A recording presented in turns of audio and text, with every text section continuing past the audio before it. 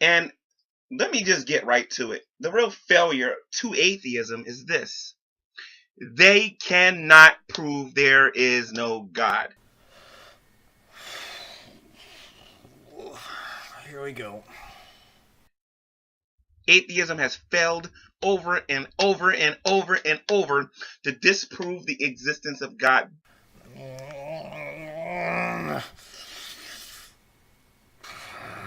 But they have been very successful at preaching their doubt.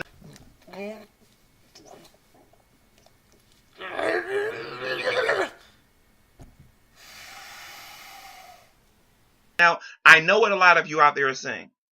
Um, doesn't G-Man understand that the burden of proof lies on the one making the claim? Doesn't he understand that atheism is the default position? Oh, thank Flying Spaghetti Monster, he's got it figured out. Oh, God. Oh, that's a relief. And I would simply say to you, recently Alex Botton definitively said that he definitively does not believe that God exists, okay, or he can prove that God does not exist by taking two of God's attributes and saying that, okay, so it's not logically possible for your God to exist using these attributes. Now, here's the thing, and I agree with Alex Botton. What? What? He what?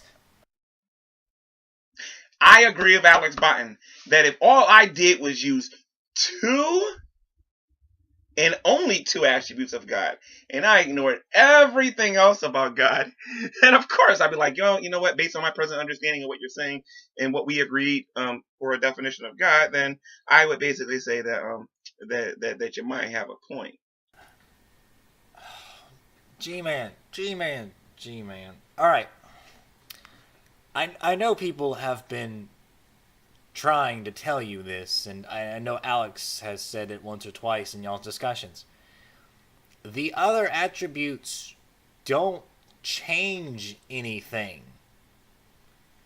He has, according to Alex Botton's theory, or what he's proposing, is that the omniscience and the omnipotence, they counteract each other. They can't exist at the same time. It's impossible. It doesn't matter if there are 1,900 billion other traits or characteristics that God has.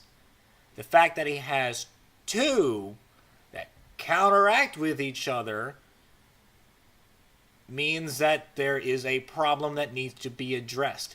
The only way you can address this, G-Man, is by addressing the omnipotence and omniscience.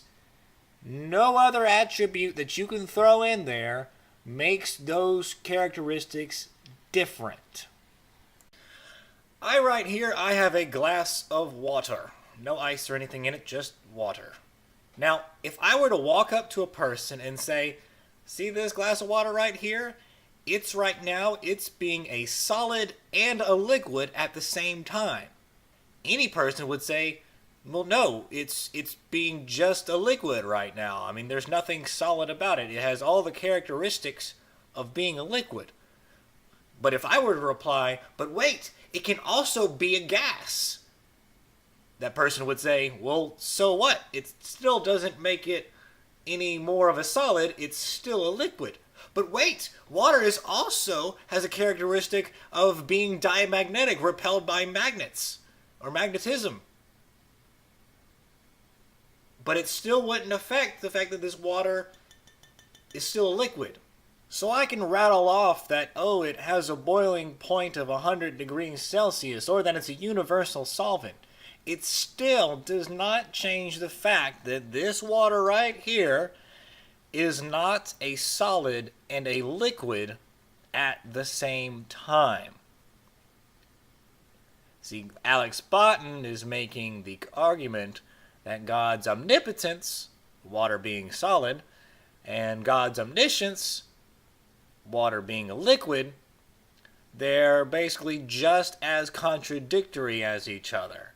This is the parallel that I'm going to try and make here. Hopefully, you can understand what he's saying here.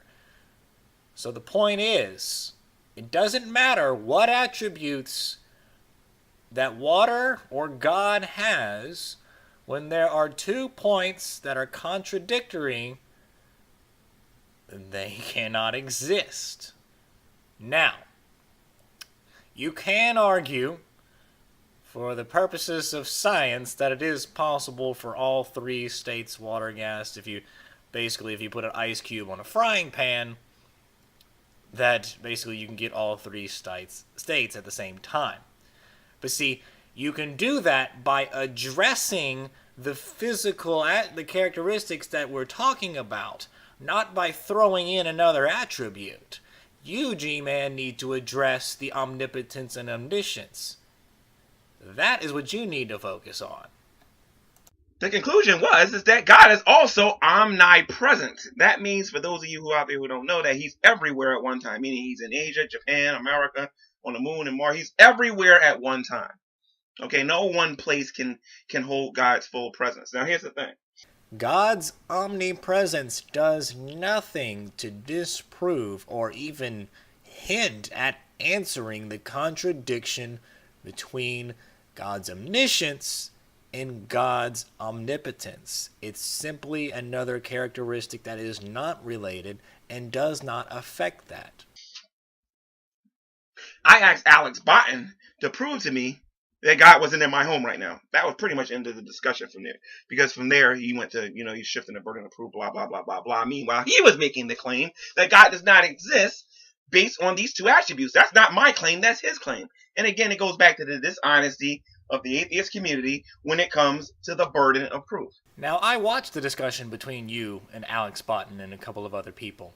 Now, he proposed the omnipotence, omniscience contradiction, and then you replied with the extra attributes, and then he tried to say that doesn't matter, it's irrelevant, and then you asked him to prove that God was not in your room. Well, technically, if you had addressed the omnipotence, omniscience thing, basically he's already telling you, well, because he can't be omniscient and omnipotent at the same time, because this is the agreed upon definition of God, then because he can't exist because they're contradictory, he's obviously not going to be in your room. But still, you are trying to shift the burden of proof. The failure of atheism is that you guys cannot, will not, or ever will be able to definitively prove there is no God. The failure of G-Man is that he cannot disprove Eric, the God-eating magic penguin. Oh, look at him, isn't he so cute with the God blood all over him? Come here, Eric. Cute boy. Cute little penguin. This brings me to a question now. Okay? If you can't prove that there is no God, then why are you an atheist? Well, I can have my lack of belief. I can have my lack of faith.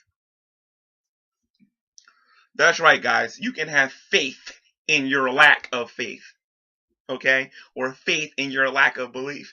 Because that's precisely what many of you out there have. We do not have faith in atheism. We do not have faith that God does not exist. The endless parade of gods that have been presented in front of us have not convinced us in any God's existence.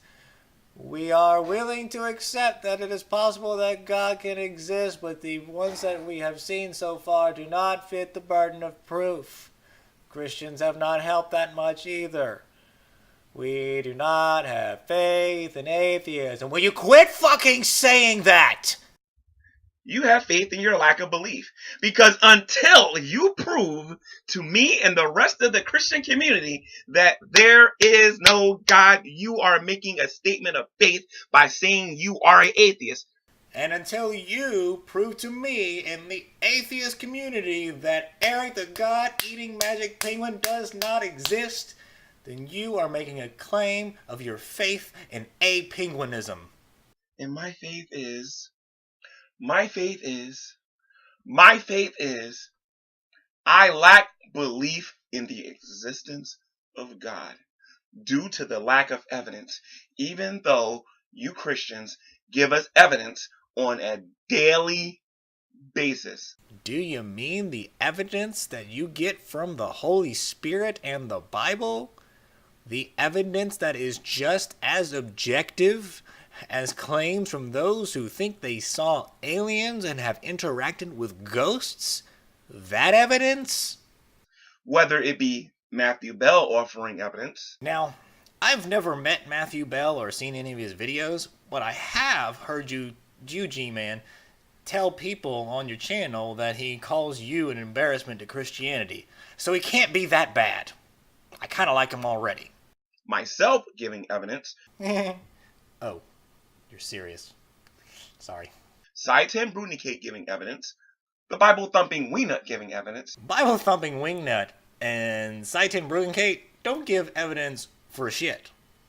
They don't give evidence. They're strong supporters of the precept argument.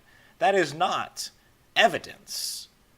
It's an argument meant to drop a nuke on the conversation so you can't progress any further.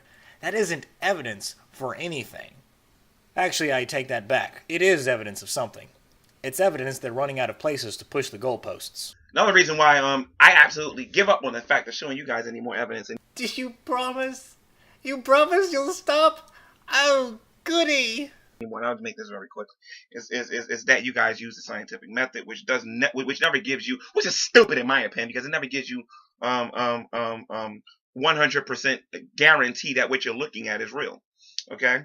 I don't know about you guys, but I'd rather be 99.999% certain and have the demonstrable, empirical, observable evidence for it and be justified to making that claim than to be 100% certain of something and not having the demonstrable, empirical, observable evidence for it and not being justified for believing it. In other words, there are some people in the atheist community. I mean, there are some people who claim to be intelligent that will tell you, using the scientific method, that they're not 100% sure that this is a watch. If I took it apart and put it back together and showed you all the components and put it together and told you its purpose, they would tell you that this is not a watch, which happens to be made by human beings, by the way. It wasn't made by accident, and it wasn't made by non-existence. What the fuck are you talking about? We know what a watch is. Who would look at a watch, watch the hands move down all the way around the face of the watch?